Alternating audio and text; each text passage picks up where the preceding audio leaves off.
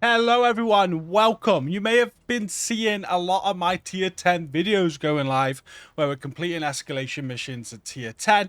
Been super fun. I just want to do a very quick video just to explain our strategy. A lot of people looking at the videos and then asking in the streams what we're using and things like that. So I thought I'd explain in a quick video what we are. There's no gameplay in this. If you want to see gameplay of us completing tier 10 escalations, it's all on the channel. I'm uploading every single one that we do right now. But we use 3 different builds. So in a 4-person squad, probably work for a 3-person squad as well, this. But we're currently going to a 4-person squad. And the first build we're using is a striker build. 2 of us are using this, and so far I've got mine prototyped up to here, but through some of the tier 10s we've been doing this started at no prototype. You can probably do tier 10 at no prototype, but obviously be a bit harder. And one of us is now MVM, who's been running with me, has got his fully prototyped through the course of doing this, and the other 2 builds aren't prototype at all. So you basically want 2 hard hitters in our strategy that we're doing. They're all red DPS, so as much damage as you possibly can do. Same sort of strategy as I've done on like legendaries in the past when we've been learning them, and still to this day we kind of do with 3 DPS and a factor. But when we're starting out legendaries, I always used to go like 2 DPS and some like crowd control or heals and things like that, or tanks. So for escalations, it's a similar mindset. So we go 2 strong DPS. This build I'm running right now, 4-piece striker, all red. We've got the backpack, we've got the chest, we've got the overdogs, exotic gloves, and the fox's prayer knee pads. I was lucky enough to find this carbine 7 while we've been doing escalation grinding. It dropped. It's not the best rolls. Like, I would prefer to have detox down the attribute, but with ranger on, this works very, very well. Throwing this on over my Lexington, but a Lexington as well is going to be fine. Got a Lexington there with max assault rifle damage. Got lucky with that, and I've got killer on it. But I'm using the carbine 7 right now in the clips you're seeing that I'm uploading because it was just such a good drop. I thought I'd use it. And as for like the augments, when I'm upgrading, I haven't really got them where I want them yet. So you'll notice like on most of my prototype pieces, it's still augment level 1. I'm still trying to get the augments that I want on there. So these are nowhere near as powerful as they can be right now. And we're still completing tier 10. It's only going to get easier as we get fully prototype builds and we get the augments where we want them and we start leveling them up. That is our goal right now, really. Striker mask on this build that I'm using is weapon damage and crit damage. I got the crit damage roll there on the prototype roll, and I haven't got the augment that I want. I've got the standard striker chest piece, crit damage, backpack crit damage with weapon damage on both, and then I've prototyped my holster as well. This is weapon damage and crit damage. This is part of another build that I'm doing, and on the other build I do want paradox, so I have started leveling that up a little bit. But when I get a new striker holster for this build, I want to have echo on it. Ideally on this build, I want all 5 of these pieces prototype with echo, including the AR. I want full-on echo on the build, so I'm getting that maximum chance of double damage hits per bullet that I can get. That is my goal right now. But this is where we're currently at. MVM's build, very similar. He might have a few alterations. But yeah, now you've got 2 hard-hitting builds. That is what you're after. I'm running the blue screen as a secondary, and I've got the gunner specialization, which is giving me ammo back. It's also giving me rate of fire. And I'm running a decoy and a hive. Now, if you're watching this video now, this season, I'm going to discuss the current modifiers, but going forward into other seasons, there'll be different modifiers, right? But right now, the plan's working very, very nicely with the current modifiers that we got. On the modifiers, I'm going overload. MVM's doing the same thing. What this does, it allows us to, once it's leveled up to 5, when we use it, we're going to be overcharging our skills for 9 seconds. So I can throw overcharged decoys out all the time, but it also reduces our cooldowns. So when my hive goes, I'm getting back up and I'm using this, I'm getting my hive back a lot quicker. So we use overload. And then as for the passive modifiers, I've been playing around with these. We've gone for mag size, we've gone for weapon handling. Right now I'm on headshot damage, so I'm throwing on the convert 1 offense, which will change the weapon handling to headshot damage. For the second passive, I'm going compress offense, which will then decrease the offense stacks by 10, but each offense stack is now 50% more potent. And then finally, I've got the nullify passive modifier, which will reverse any value changes that have been applied to the lowest module stacks and whatever. But basically that ends at 135 headshot damage. There's other ways you can get that as well with different mods you use in the 3rd slot there. I think split on either defense or utility will work, and you still get 135% headshot damage. I'm liking this right now. I also like the mag size one. I was able to get the mag size of the carbine 7 up to a 70 mag rather than a 50. That was pretty decent, but the headshot damage quite OP. So that's the build I'm running. MVM's running a similar build. And then we have 2 builds then to support us. So the 2 DPS. Now, if you've been watching the videos and watching the streams, you'll notice that Lady Rock is running a refactor build.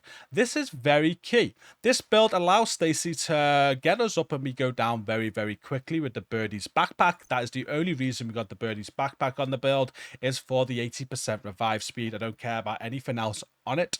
And the rest of the refactor build is 4-piece refactor, all with skill damage. Now, some of these can come with a blue core, and I've got a blue core on the knee pads there, which is why I'm wearing Technician. So I'm getting the extra skill tier to keep it a 6 skill tier build. Now, if that was all skill tiers, I'd probably go crossbow, because there's some enemies on escalation like tanks and that you can use a crossbow on them and you can break their armor quicker and get them gone quicker. So that'd be more ideal if we had that. But Stacey's running her build the same as I'm running mine, or Lady Rock, and it's like this. And we've got the Wyvern holster there with skill ace and skill damage. So skill damage on every single piece there, skill ace and damage on the holster, skill haste mods on the build, Scorpio just in case you want to get some Scorpio stacks on a target. But on this build, the main focus is just getting your turret and drone out, getting the heals for your squad, picking your squad up very, very quickly when you need to. Now, as for the modifiers on this, I'd go overload again, so I can overcharge my skills quite regular, or get them back when they're on cooldown quicker. And I'd be getting as much skill damage on the build as possible. So I'll be going into utility and getting the utility stacks as high as possible for skill damage, which is going to improve the heals for my squad when the drone and the turret there are damaging enemies. Now, some people will say, well, don't your drone get destroyed a lot when you do an escalation, especially with the modifiers and the pulse, the EMP pulse that some of the enemies have? Yeah, they can do, but you can get them back super quick with the overload modifier. And also, the more you play, the more you'll learn where to position your skills for the best encounter. You'll go into each encounter, you know where you're positioning them, and you'll learn that. And the DPS guys will have target prioritization. The more you play, you're going to know which targets to be get taken out quicker. If we see an EMP enemy, we're going to take them out fast, so we know the skills aren't affected. You'll strategize for it. We've tried all different skills that are a factor. These are what we landed on. It's what we started on before we started switching up, and we finished on that as well. And finally, we're running with a future initiative healer as well. Initially, we started with 3 DPS and a refactor. Like I said, it's normally our legendary strategy to run like that. But we just switched things up because it was getting very difficult on some missions on tier 10. And I just had an idea, what would it be like to have an FI healer as well?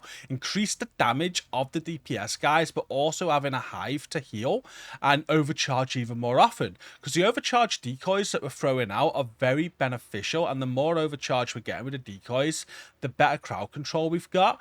And this worked a treat. So as crazy as it sounds, having FI healer and a refactor, it's working very well for us. So the FI healer build is just basic survivalist specialization, Scorpio shotgun. You might want to I got the second lefty there. The lefty and the backpack opportunistic. You want to proc opportunistic on as many enemies as you can. You can just blind fire to proc opportunistic on them with something like a lefty. Scorpio can debuff as well. But again, your main job here is just going to be for healing your team, doing overcharge every single time that you have it. And it's 4-piece future initiative, all with repair skills on it, all skill tier. You got repair skills on the mods there. The exotic BTSU gloves, so you can destroy your hive and give overcharge every time that you have it. And we got the setup backpack there for perfect opportunistic, which is giving your team an extra 50% damage to any targets that you hit for 10 seconds with a shotgun. And this is what one of our guys is using, Rick, in the clips that you're seeing that we're uploading. We go restore a hive, obviously, but instead of the chem launcher, when we're doing escalation, we get an extra decoy. So we'll get the decoy on this build. Again, it's just overcharge decoys. There's 3 of us throwing out overcharge decoys all the time, every time we have them. An overcharge decoy, even if it's not on overcharge, we're throwing a decoy out, because the enemies really do focus the decoys. It's great crowd control, and with 3 of them going out all the time, the 2 DPS guys are really finding good spells to do some very consistent and sustained damage to get some encounters done quite quickly. And that is it. So a few little tips for this setup. Well, first of all, I'm not saying this is the best way to take on tier 10 escalation. There's other people doing it. There's going to be loads of different ways of doing it, of course. This is just how we're doing it. The video you should see me uploading, a lot of people are asking, so this is how we're doing it. And we're getting through tier 10. So as long as we're completing it, that's all that matters, right? I'm sure as time goes on, we'll get more powerful, we'll get some better strategies. But right now, we're doing like this. Now, the comms are so important in this setup. So what the healer will do and the refactor will do, they'll also be our spotters, and they're always going to call out high priority targets for us. When as running DPS, you're going to get tunnel vision on certain targets, and you're going to be communicating with each other to focus certain targets as well as you go higher in the tiers to get them down as quick as possible if they're high threat. But if a healer or the refactor sees something that they think you may miss or they think needs attention, you'll be our spotters. They'll call them out, and the DPS are going to take them out. And the comms are very, very important. We do clear comms throughout. And if you've been watching the clips, you'll hear Stacy and Rick. They're forever giving call outs for us, and we're using those call outs. And we're pulling back when needed as well. But before every encounter, we know where our safe spot is if we've got one. And if things are ever getting a little bit risky, we're going to pull back to that safe spot rather, and we will try and funnel enemies where we need to as well. So far, we have completed every single mission they've given us at tier 10, except for the art museum. If you've seen that clip, if we had more time, we would have done it.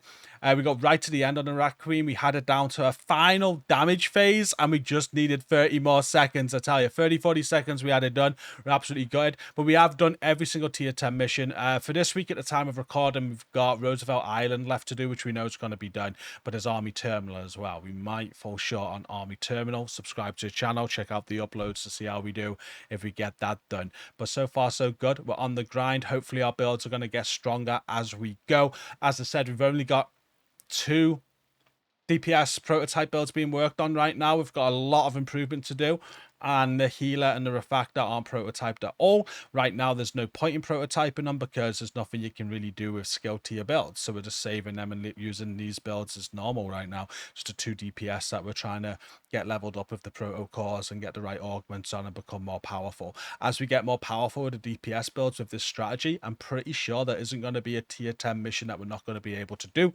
Fingers crossed. But again, follow our journey on the channel. Make sure you subscribe. This is our current tier 10 escalation strategy and builds. Any questions whatsoever, post them down below. Don't forget to like the video, and thank you for watching. Hope that's answered all your questions. Until next time, take care.